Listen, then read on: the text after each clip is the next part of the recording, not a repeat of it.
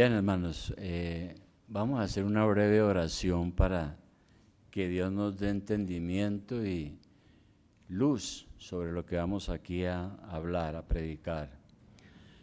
Amado Padre, gracias te damos porque en este momento vamos a abrir tu palabra otra vez. Queremos, Señor, que nos ilumines, nos des entendimiento y podamos así comprender tu revelación y lo que nos has dejado para nuestra vida, lo que nos enseña cómo ser salvos para la gloria tuya y la obra de Cristo tan grande que ha hecho por nosotros. En el nombre de Jesús damos gracias. Amén. Bien, hermanos, hay muertes que son convenientes. ¿Qué piensan ustedes? Hay muertes que son convenientes. Después que Jesús, uno lee en la Biblia algo muy interesante, después que Jesús resucitó a Lázaro, todos le hemos leído ese episodio del ministerio de Jesús. Después que resucitó a Lázaro, los fariseos y los principales sacerdotes se reunieron en concilio, porque dijeron, bueno, este hombre resucitó entre los muertos a Lázaro, hay mucha gente que lo está siguiendo, eso es un peligro, tenemos que hacer algo. Y vamos a leer Juan 11, 50, 53, Juan 11, 50, 53. Ahí está ese relato. Juan 11, 50, 53. Aunque leamos desde el 47, ¿no? Dice, entonces los principales sacerdotes y los fariseos reunieron el concilio y dijeron, ¿qué haremos? Porque este hombre hace muchas señales. Si le dejamos así, todos creerán en él y vendrán los romanos y destruirán nuestro lugar santo y nuestra nación. Entonces Caifás, uno de ellos, sumo sacerdote aquel año, les dijo, vosotros no sabéis nada, ni pensáis que nos conviene que un hombre muera por el pueblo, y no que toda la nación perezca. Y luego adelante, en el 53 dice, así que desde aquel día acordaron matarle. Fue el momento cuando ya tomaron la decisión de eliminar a Jesús. Porque desde el punto de vista político, era una muerte conveniente.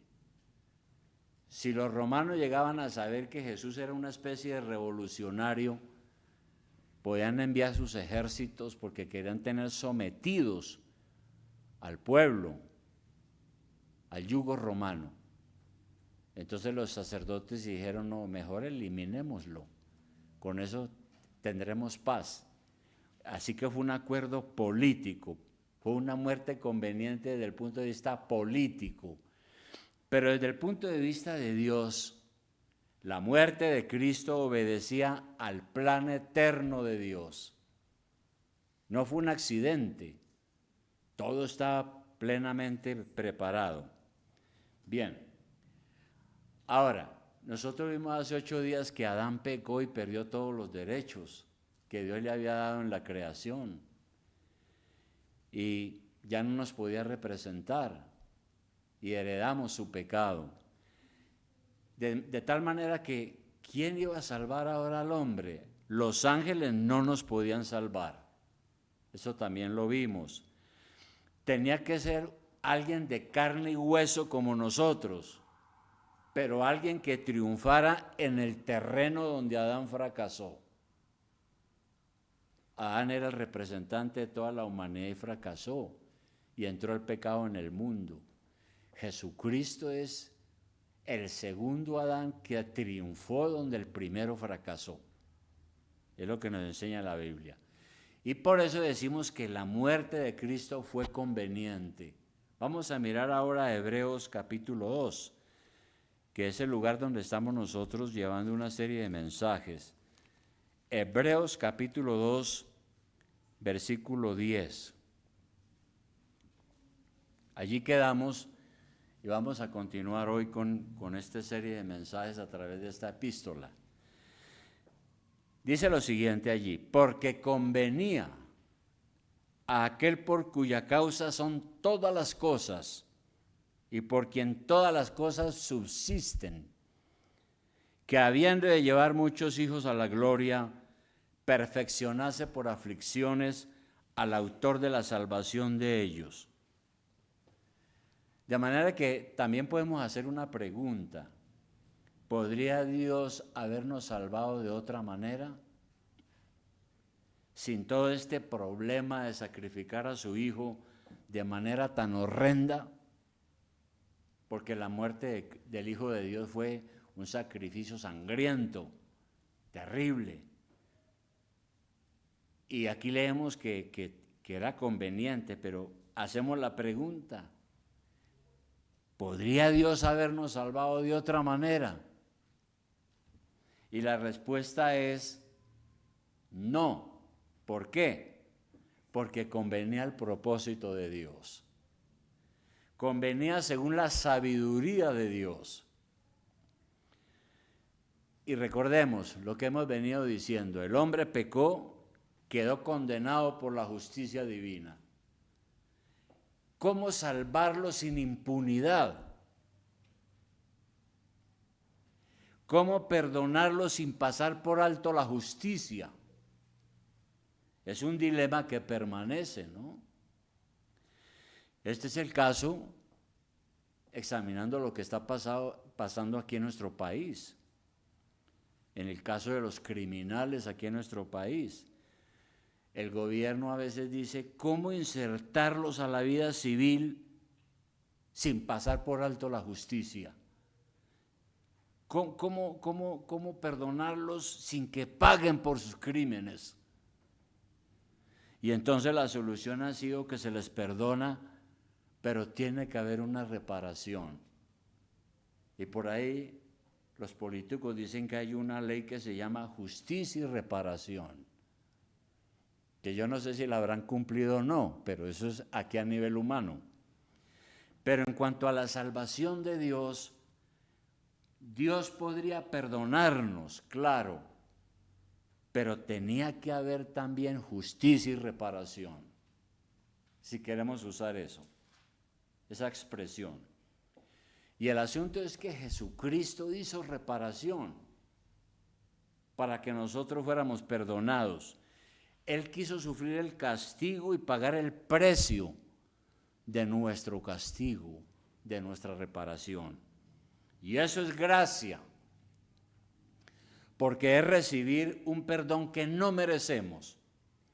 Dios hizo que la justicia y la gracia armonizaran. Y por eso dice la palabra: convenía según la sabiduría de Dios, porque Dios no ama la impunidad, ¿no? Y convenía según la santidad de Dios también.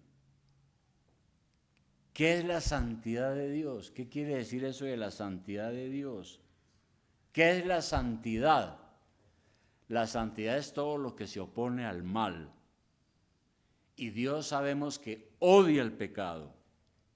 Y aquí en el Antiguo Testamento se registra una y otra vez que Dios no ama la impunidad. Dios es justo, Dios castiga el pecado y Dios se desagrada del pecado. ¿Cómo librar al hombre de aquello que Dios odia? ¿Cómo librarlo? Dice la Biblia que en la cruz Dios tomó sus pecados y los traspasó sobre Cristo. Así dice la palabra. El amado Hijo de Dios sufrió el castigo por nosotros para que pudiéramos ser declarados justos y para que la justicia de Dios no se pasara por alto. Merecemos el castigo, merecemos la condenación. Dios no nos puede perdonar sin pasar por alto su justicia o pasando por alto su justicia. Entonces Dios toma sus pecados y en la cruz los deposita sobre Jesucristo. Y Él con su muerte hizo esa reparación y sufrió para que recibiéramos el perdón. Por eso es la sabiduría de Dios. Y convenía también a su sabiduría. Porque el versículo 10, volvamos a leerlo ahí en Hebreos, dice, porque convenía a aquel por cuya causa son todas las cosas y por quien todas las cosas subsisten, que habiendo de llevar muchos hijos a la gloria, perfeccionarse por aflicciones al autor de la salvación de ellos. Bueno, Dios gobierna el mundo que Él ha creado, y su plan para salvarnos es un plan perfecto, y Él recibe toda la gloria. Sin perder de vista aquí Hebreos, vamos a mirar Efesios 1:11. Miremos Efesios 1:11. ¿Qué dice allí? Hablando de Cristo, Efesios 1:11. Dice que en Él, o sea en Cristo, tuvimos herencia, habiendo sido predestinados conforme al propósito del que hace todas las cosas según el designio de su voluntad. Dios nos ha salvado conforme a sus propósitos, a su soberanía.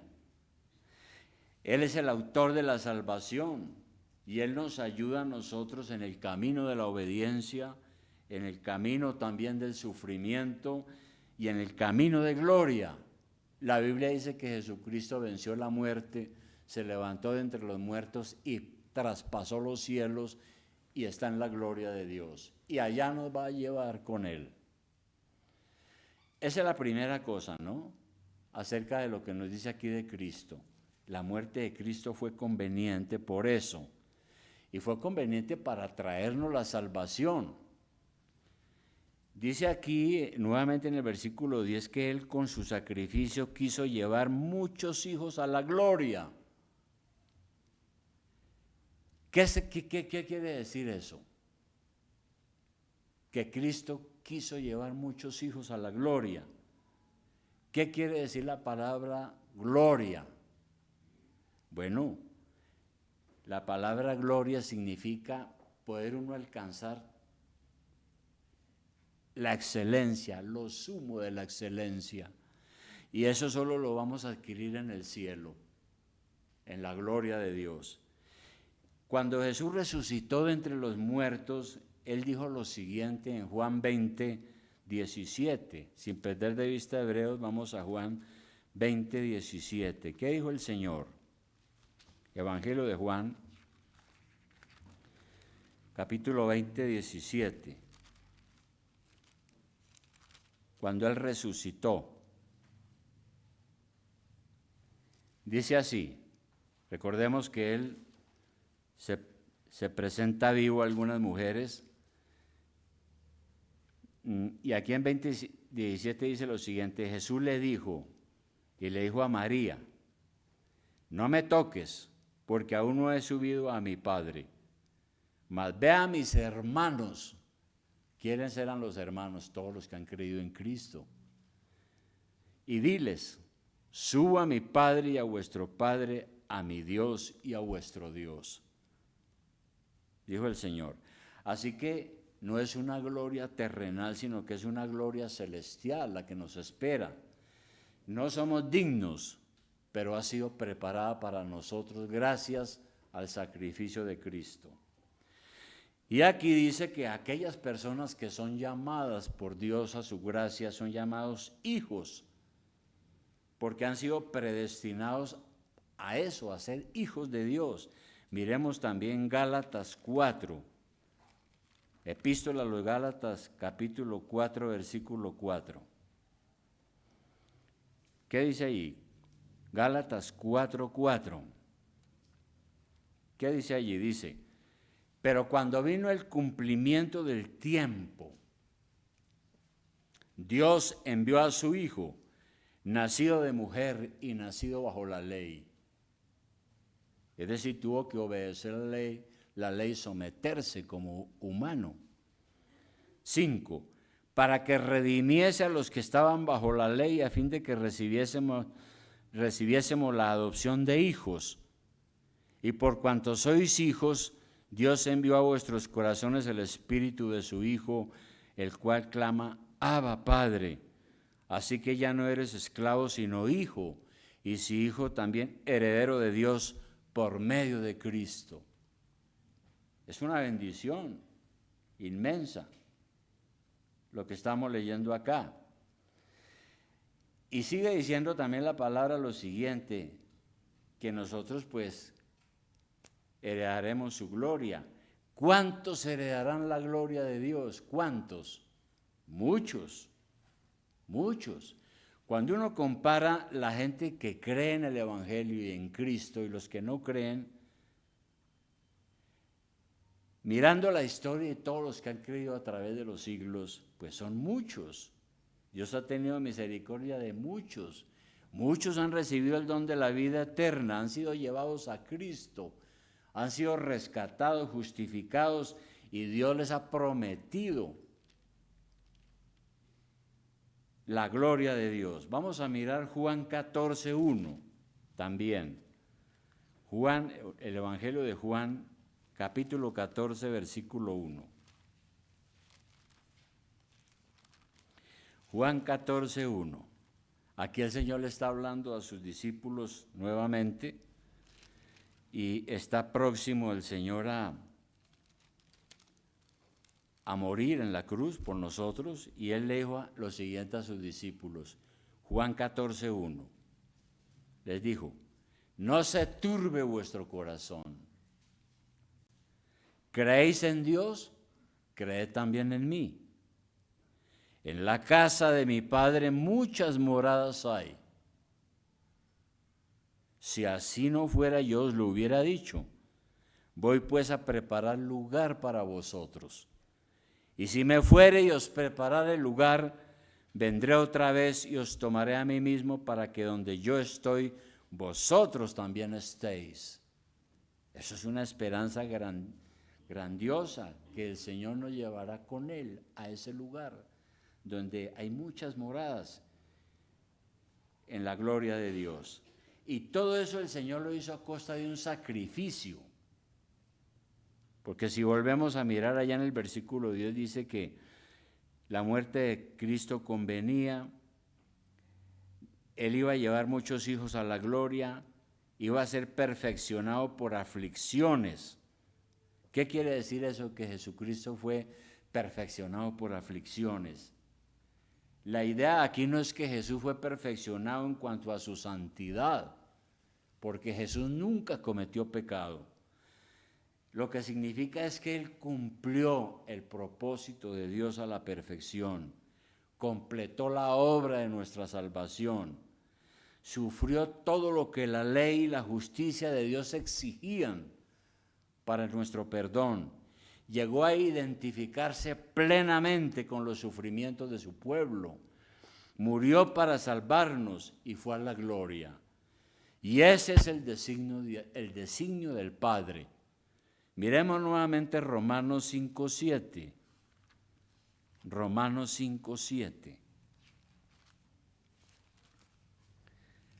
Romanos 5:7.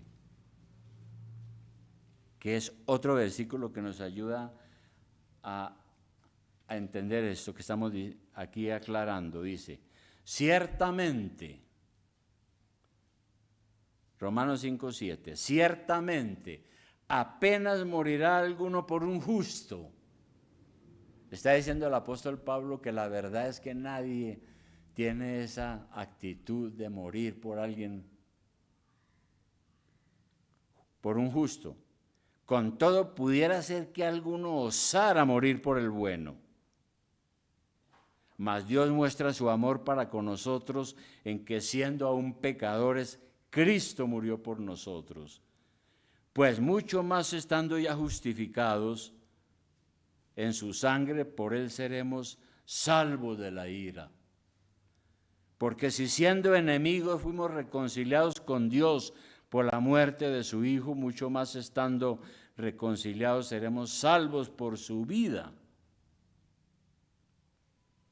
Y no solo esto, sino que también nos gloriamos en Dios por el Señor nuestro Jesucristo, por quien hemos recibido ahora la reconciliación. Todo eso es lo que habla la palabra sobre lo que el Señor ha hecho por nosotros y por lo cual su muerte convenía. Pero también convenía para santificarnos, porque volviendo a Hebreos, sigue diciendo allá en el capítulo 2, en el versículo ahora 11, versículo 11, dice, porque el que santifica y los que son santificados de uno son todos, por lo cual no se avergüenza de llamarlos hermanos. Y nosotros sabemos esto a la luz de la palabra, que para ir a la gloria tenemos que ser santificados, porque nosotros somos pecadores, irregenerados, culpables, impuros, y Jesucristo mediante su sacrificio quitó nuestras culpas, nos dio el Espíritu Santo y cada día nos lleva madurando y santificándonos cada día. Y somos los hijos de Dios, dice aquí la palabra. Somos llevados a la gloria porque Dios nos ha santificado. Y esa santificación es absolutamente necesaria para nuestra entrada al cielo. Y luego dice también aquí que la muerte de Cristo era necesaria para hacernos partícipes de la familia de Dios. Sigamos leyendo otra vez el versículo 11. Porque el que santifica y los que son santificados de uno son todos, por lo cual no se avergüenza de llamarlos hermanos. Entonces aquí está diciendo la palabra que entre Cristo y los hijos de Dios hay una semejanza. Nosotros somos los hijos de Dios. Todos nosotros tenemos al Padre nuestro Dios. Él es nuestro Padre. El Padre Celestial es nuestro Dios. A la vez Cristo también es el Hijo de Dios, con la diferencia de que Él fue el que vino a salvarnos. Todos nosotros venimos de Adán, dice la Biblia. Cristo en cuanto hombre también es un hijo de Adán. Venimos de la misma sangre, dice el apóstol Pablo, de un tronco común, con la diferencia de que Cristo lo hizo, se hizo hombre, tomó nuestra misma carne, nuestra sangre que nosotros, pero lo hizo para salvarnos porque Él es el Hijo de Dios y nunca pecó. Y por eso aquí la Biblia dice en el versículo 11 que Él no se avergüenza de llamarnos hermanos. Él es nuestro hermano mayor. Cristo y los que son santificados, estamos en una relación de hermanos. Cristo es el hermano mayor entre muchos hermanos. Cristo nos ve así como hermanos. Cuando Él se levantó de entre los muertos y fue glorificado, Él nos llamó así a los discípulos, hermanos. Vamos a mirar Mateo 28:10. Mateo 28:10. Mateo 28:10. ¿Qué dijo el Señor al resucitar? Es muy interesante que un versículo dice mucho. Y aquí en Mateo 28:10 dice lo siguiente. Está Jesús resucitado, se ha presentado. Y luego dice, entonces Jesús le dijo, no temáis, y dar las nuevas a mis hermanos. ¿Cuáles hermanos? Todos los seguidores de Cristo, para que vayan a Galilea y allí me verán. Y dice aquí la Biblia que Él es nuestro hermano mayor, que no se avergüenza, aun siendo Dios, porque vino a compartir con nosotros nuestra triste humanidad, pero vino también a salvarnos. Y Él nos ha revelado al Padre. Leamos ahora ahí en Hebreos 2, el versículo 12. Dice, diciendo, anunciaré a mis hermanos tu nombre, en medio de la congregación te alabaré. Y otra vez yo confiaré en Él, y de nuevo aquí yo y los hijos que Dios me dio. Eso está en un salmo que se llama el Salmo, no lo vamos a mirar ahora, pero es un salmo 22, donde habla de lo mismo, ¿no? Y aquí la idea es que nosotros somos hermanos, discípulos de Cristo, seguidores de Él, todos los que han creído desde el comienzo. Igualmente en Juan 17:6, ¿qué se nos dice en Juan 17:6? Juan 17:6.